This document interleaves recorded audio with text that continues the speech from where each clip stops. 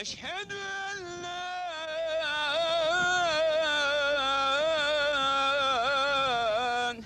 إله إلا الله.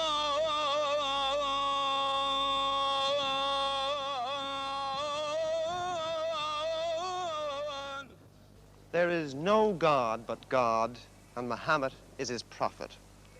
5 times a day from mosques and minarets all over the Muslim world, that call goes out from Amwazin, calling the faithful to prayer.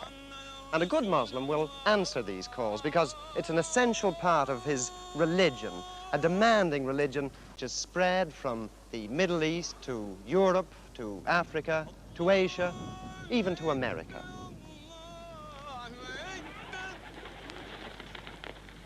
But prayer itself is just one outward observance of this religion, of Islam. There are others, many others, because Islam doesn't just mold men's minds, it dictates their way of life. It tells them not just when and how to pray, but how to decorate their houses, how to treat their wives, what to say when they sneeze, how they must butcher their sheep, how much of their property their sons will inherit, how to trim their beards and seal their letters, where to carry their handkerchiefs, and the color of their shrouds. But here in Turkey, once called the Sword of Islam, here in Istanbul, with the minarets of its 500 mosques piercing the sky, here all the traditions of a great faith were trampled on by one man trying to drag his nation into the Western world of the 20th century by the seat of its baggy Turkish breeches. Mustafa Kemal was the man who changed all that. Kemal, who called himself Ataturk, the father of the Turks, was the soldier who led his country's revolution and proclaimed Turkey a republic after the First World War. Ataturk wanted no religious censor to strangle the great rush forward into the 1920s, no petrifying theologians to halt progress. Of all his revolutionary decrees, and there were many of them, his destruction of the caliphate was his most heretical action. It was like deposing the Pope or the Archbishop of Canterbury. But he did it. And he got away with it by the sheer force of his own magnetic personality. He did it, but it wasn't easy.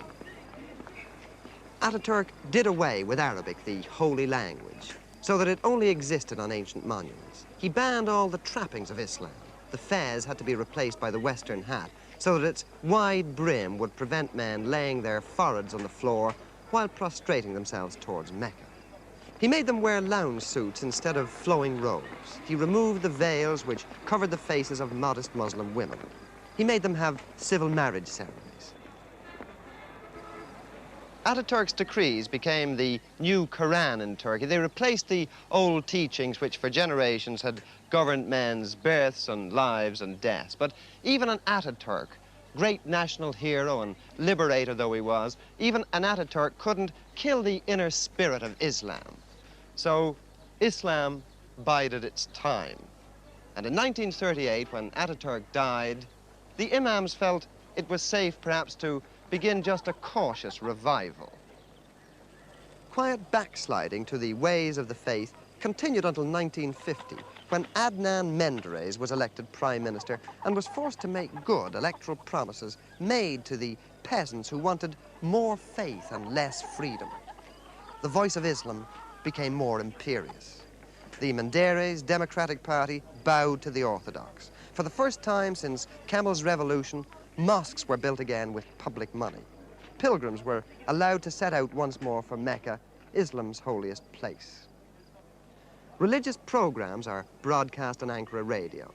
There's even a theological faculty in Istanbul, and in remote areas there are villagers hardy enough to wear the turban.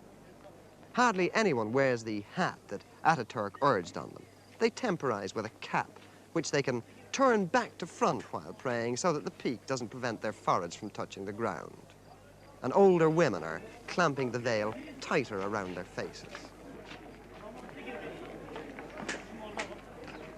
In Ataturk's day, the Muezzin had to proclaim the Esan, the call to prayer, in Turkish. Now, once again, he sings it out in Arabic, the language of the Prophet. Menderes himself paid dear for his concessions, for his adulteration of the pure milk of Kemalism. When the army revolted in 1960, they had him tried for corruption and hanged him. In October this year, Turkey will have another general election, and the Justice Party, the heirs to the Menderes doctrine, are heavily backed to win it.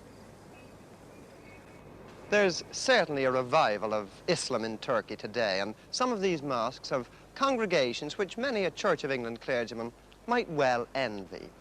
What Ataturk tried to destroy with his codes and his decrees is apparently indestructible, and certainly there are almost daily inroads being made into his policy of official agnosticism. But it remains to be seen whether a new government in a westward-looking Turkey will be prepared to allow the ancient faith to regain the power that it once had.